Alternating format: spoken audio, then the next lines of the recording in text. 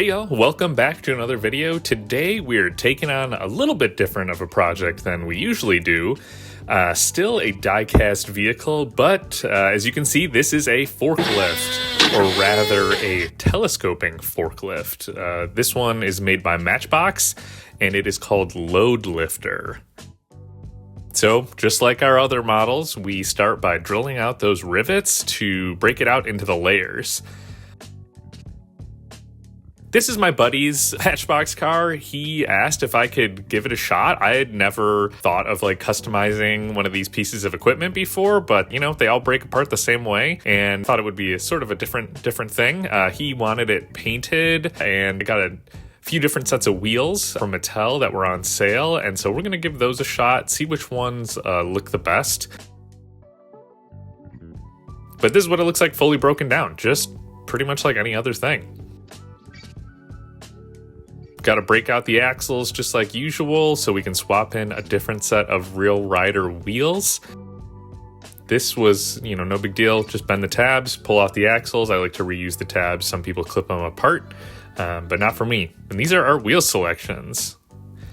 I felt that the Bajas looked pretty industrial, did not like the 10 spokes, and the Aero Hub wheels were pretty cool. They kind of gave it like a lunar lander sort of look. And so that's what we're going with, and that's what my buddy wanted, so let's check it out. Let me know in the comments if you think I made the right choice in wheels. And I wanted to detail it out a little bit. As you can see, I tried to do a seatbelt and a steering wheel. We're going to do a little extra as well. I wanted to utilize my rust formula and maybe add some to the forks to make it look like it's been put to work, That's how it looks. I think it turned out pretty cool.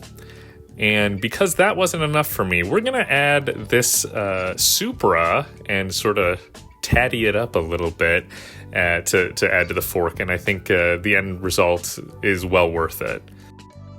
So while we watch this Supra get modified, I want to talk more about these telescoping forklifts.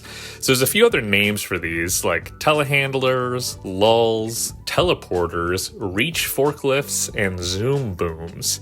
These first came onto the scene in 1977, and they were actually invented by a guy named Joseph Cyril Bamford.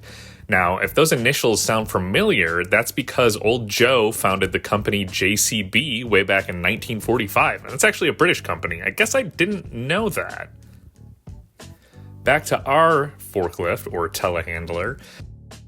I put it in some nail polish remover and I scraped the paint off. I know I need to get paint remover, but for now, the nail polish remover works okay, and as you can see, sprayed it black, looks pretty good. Just did a base coat, no clear coat. I actually had to redo it because the clear coat I used reacted with this paint and crinkled it up. It looked like shit, so had to redo it, unfortunately. But we got to add a few other details here.